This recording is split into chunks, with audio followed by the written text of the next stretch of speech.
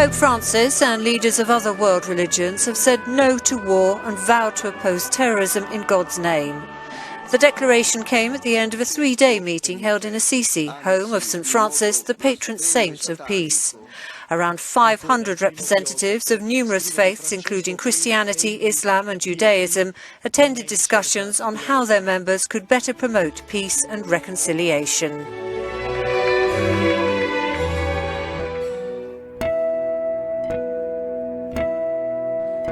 U.S. President Barack Obama delivered his final speech at the UN Tuesday during the annual General Assembly.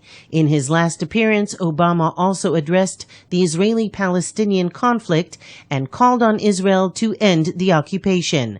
And surely Israelis and Palestinians will be better off if Palestinians reject incitement and recognize the legitimacy of Israel, but Israel recognizes that it cannot permanently occupy and settle Palestinian land. Also in his last speech at the annual UN General Assembly, Secretary General Ban Ki-moon addressed the political stalemate between Israel and the Palestinian Authority. Yet the prospects for a two-state solution are being lowered by the day. It pains me that this past decade has been 10 years lost to peace. This is madness, denying Palestinians their freedom and rightful future, and pushing Israel further from its vision of a Jewish democracy towards greater global isolation. In his final speech to the UN General Assembly, President Obama has urged wealthy nations to do more to help refugees. Calling on leaders to open their hearts, Obama stressed that it was only through cooperation that the world's greatest challenges could be addressed. Ladies and gentlemen, we have to imagine what it would be like for our family, for our children, if the unspeakable happened to us. And we should all understand that ultimately our world will be more secure if we are prepared to help those in need. George Soros is preparing an investment of $500 million to help migrants and refugees. The billionaire investor announced his philanthropic effort comes in response to President Obama's Call to Action initiative. The Obama administration has called upon U.S. companies to help ease the migrant crisis in the Mediterranean. The founder of Open Society Foundations, Soros plans to work closely with the UN to help guide his investment. Soros added he will work with the UN's High Commissioner for Refugees and the International Rescue Committee. You could call it lunch shaming. Some kids in a local district are apparently being denied hot lunches after a new policy went into effect. A cafeteria employee quit because of it, and tonight she's speaking out. She spent 2 years working in the cafeteria at Wylandville Elementary, but last Thursday, Stacy Koltiska resigned after she had to take away hot meals from 2 children. His eyes welled up with tears. I mean, I'll never forget his name, the look on his face. The new policy at Canon McMillan passed over the summer. In grades K through 6, the hot meal item will be replaced by a sandwich if $25 or more is owed to the district for lunches. For older kids, they will receive no lunch if the debt is $25. How long after your first day, the kids' first day back, did you actually have to enforce this? The very first week of school on Friday. After it happened a second time, she posted her experience on Facebook. It has been shared over 2,600 times. She says the children are the ones who are humiliated and embarrassed in the process. The woman I work with, she was trying to get my attention, but I didn't see it because we're serving so many kids, to tell me before I gave him the chicken that he owed money to give him the cheese. But it was too late. He already had his tray. Koltiska says due to other policies, she had to then throw away the hot lunch after taking it from the child. The district says parents were notified in an email or by letter in August before the school year. Superintendent Matthew Daniels says this is about collecting money owed, noting that parents are notified weekly of lunch balances, and says there has never been the intent with the adoption of this policy to shame or embarrass a child. I'm not saying the parents shouldn't be held accountable, but I think there has to be a better way than involving the child. A local teacher is defending his decision to stand on an American flag to teach his class a lesson. Well, this all came about during a history lesson on who has access to free speech, but some parents and students say that teacher Lee Francis went much too far.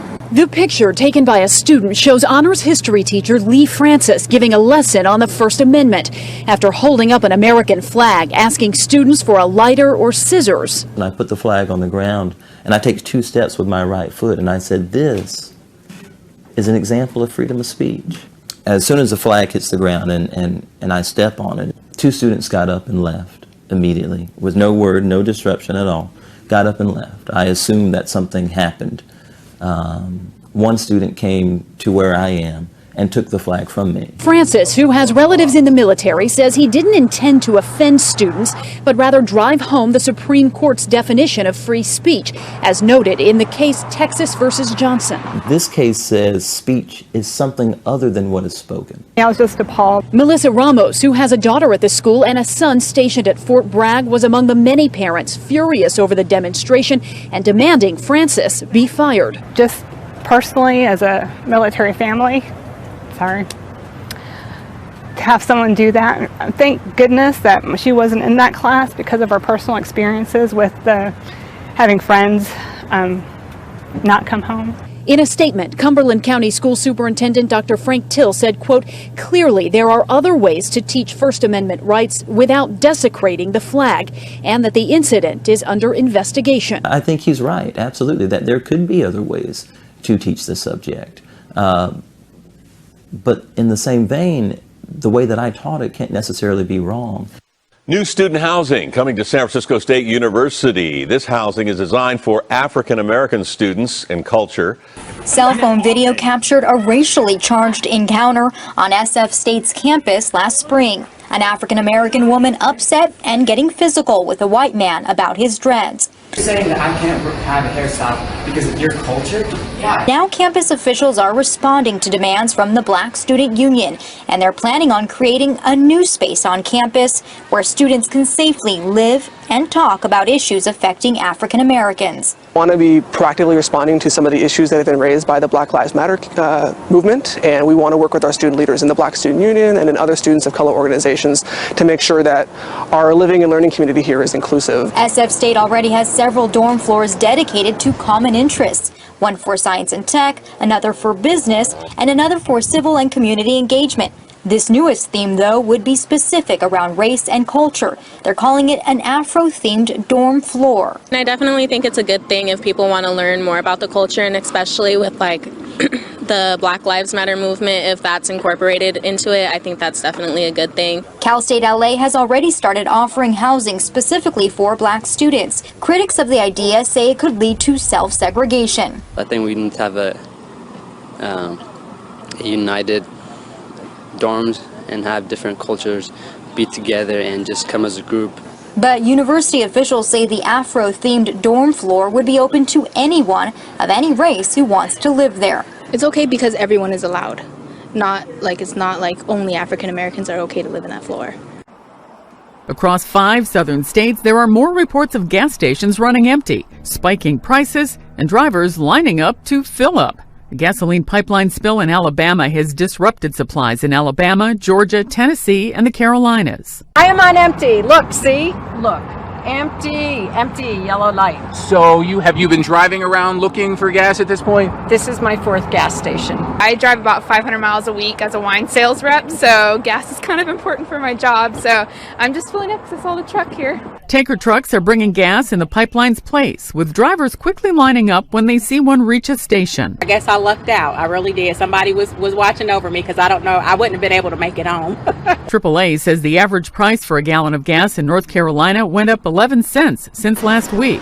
Higher prices are also reported in Tennessee, South Carolina, and Georgia. I paid $2.40 yesterday. I had to pay $2.59 a gallon, so I just went ahead and filled it up. Some drivers say they're buying as much gas as they can when they can. I had to get some gas for an extra week because they said it might be 2 weeks, so I'm scared. Georgia's governor issued an executive order on Monday to prevent price gouging. On Monday, health officials in the Dominican Republic expressed concern over the Mayaro virus, a mosquito-borne illness recently identified in a patient in neighboring Haiti. The virus's symptoms include chills, malaise, headache, stomach and joint pains, and is transmitted by the same Aedes aegypti mosquito that carries Zika, dengue, yellow fever, and chikungunya. In a year in which Zika became a household word, the discovery of this new rare virus 600 miles from Miami is cause for concern. University of Florida virologist John Lednicki, who identified the illness, says it's still too early to say how many other people might be infected or whether the mosquito-borne virus will make it to the States. Discovered in Trinidad in 1974, Mayaro is still somewhat of a mystery. The worst outbreak ever recorded occurred in Venezuela in 2000, but the disease has also been detected in Bolivia, Brazil, Colombia, Peru, Guyana, and Suriname. And according to Lednicki, the virus shouldn't be shrugged off. We need to be proactive and stay on top of this thing. It seemed like a bizarre idea at the time, but now, a year later, officials say that California's shade balls have been a success. They were deployed in an attempt to protect the Los Angeles reservoir. Authorities were concerned about evaporation in the 175-acre reservoir, and they wanted to protect it from algae blooms, dust, as well as birds. But trying to cover the reservoir would certainly have been quite expensive, and it would have cost more than $300 million to build the two covers and a dam that would be needed. So instead, they came up with an ingenious solution, dumping enough of those floating plastic balls into the reservoir to cover it. Truckloads were poured in. There were actually 95 million of them, and they actually ended up only costing 36 cents a piece. So the cost total was $34.5 million. And now there hasn't been much evaporated in the reservoir, and the water is free of algae, dust, and birds. U.S. scientists are warning that unless action is taken immediately, there will be no wild fish left to eat from the world's oceans by 2050. They say it's part of a bigger threat facing all marine life. The decline is unprecedented, and the researchers say it's likely caused by overfishing and man-made pollution. Pistachios were once flourishing across this land in southeastern Iran, but now all you can see are long-dead pistachio trees, bleached white by the sun. Years of overfarming have exhausted underground water reserves. What's left is now salty and kills off the trees. Droughts and uncontrolled illegal pumps have led to Iran losing what was once one of the world's most sophisticated irrigation systems. The United Nations says Iran is now considered water scarce, and the government is now offering financial incentives to farmers to encourage them to conserve water. Farmers say, although government help has come a little late, it is happening. But with decades of uncontrolled farming and climate change, it will take years before Iran sees the return of its lush green pistachio trees.